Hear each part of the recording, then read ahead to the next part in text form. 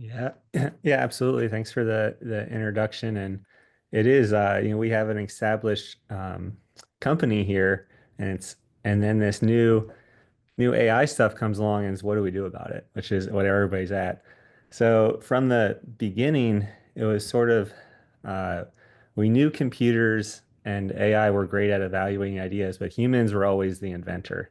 And LLMs come along, and all of a sudden it's like, well, they do a pretty good job at writing ideas. And we looked at the research, and what really motivated us wasn't just the productivity and those benefits, but it was the fact that it helped someone who wasn't very good, a bottom performer, rise up.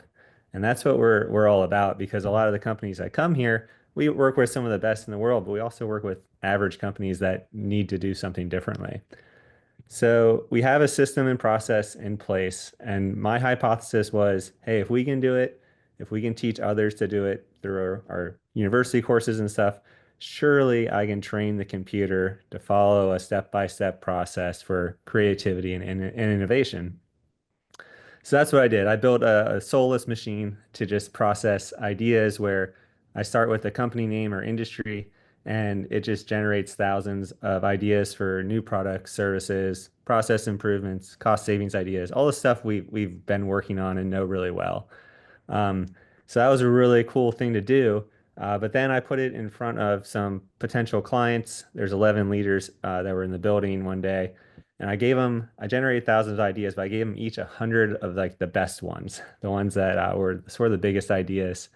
And you can sort of guess what happens. You know, if you were given, here's 100 ideas to grow your company, you probably would ignore them, which is what happened. I mean, they were nice to me about it, but they would look at these ideas and say, "Oh, like that's not unique. We've already thought of that." Or they look at it as like, "That's really unique. There's fear. There's risk. I'm not doing that. I don't know how to do that." So either way, we were sort of screwed on getting someone just, oh, here's a list of things they would do. And also, like, no one wanted it. So I started spinning my wheels way too much, working on user experience, figuring out like who's the right customer for this idea machine type product, when really the whole idea was wrong. So I was like, oh, maybe there's like early adopters that can help me out. So there's a group here in Cincinnati where I'm at called Cincy AI for Humans. And it was great going to those meetups. They do it about once a month. And you see what other people present, and they had the exact same challenge as me, like overcomplicated tools, sort of really like niche problem solving. But they also just allow anybody to present their idea. So I came up with an idea to pivot it. Like, what if the computer asked questions to the user? So the computer was the coach, the user is the inventor. It doesn't ever give the user any ideas. It just asks questions. And I presented this to the Cincy AI group and got really good, helpful feedback. And the first thing they sort of said is, okay, if the computer's only asking questions, what happens when the inventor doesn't know?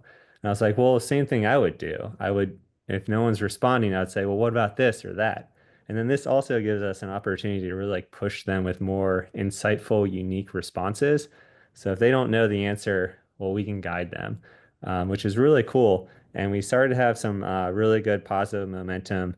Dan saw one of my prototypes at the PDMA conference, but I just crammed in all of our knowledge into the coach. So the user that is the inventor, their brain's freed up just to think and respond.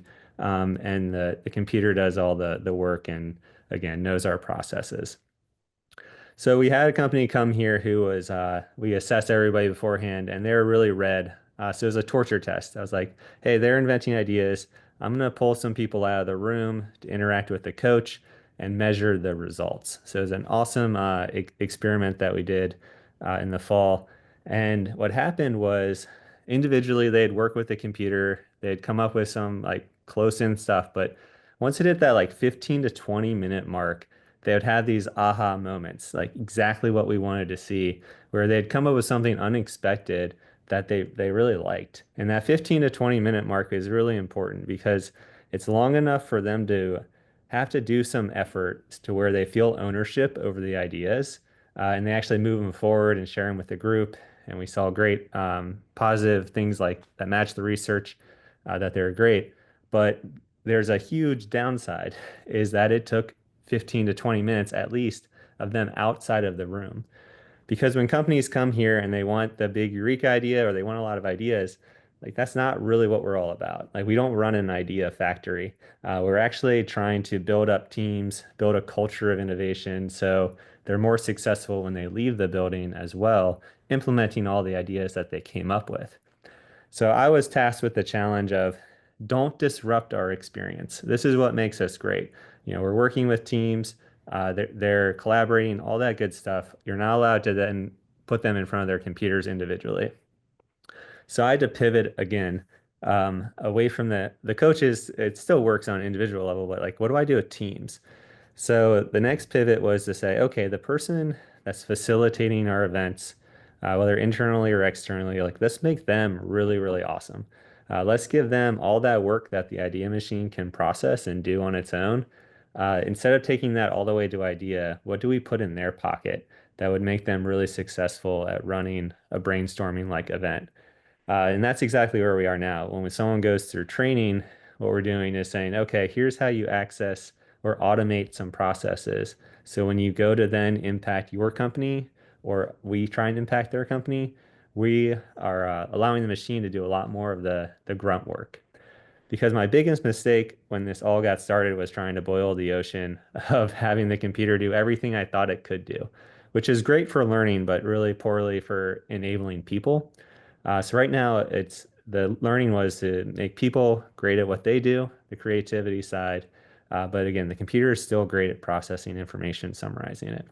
And then my biggest sort of aha moments from taking AI and bringing it into our company was every time I prototyped and did an experiment, whether it was the PDMA conference, the Cincy AI meetup, or something here with clients. Those were my biggest learning opportunities. So it's always the build something, show it to someone, get some feedback. That's always the best process to get smarter.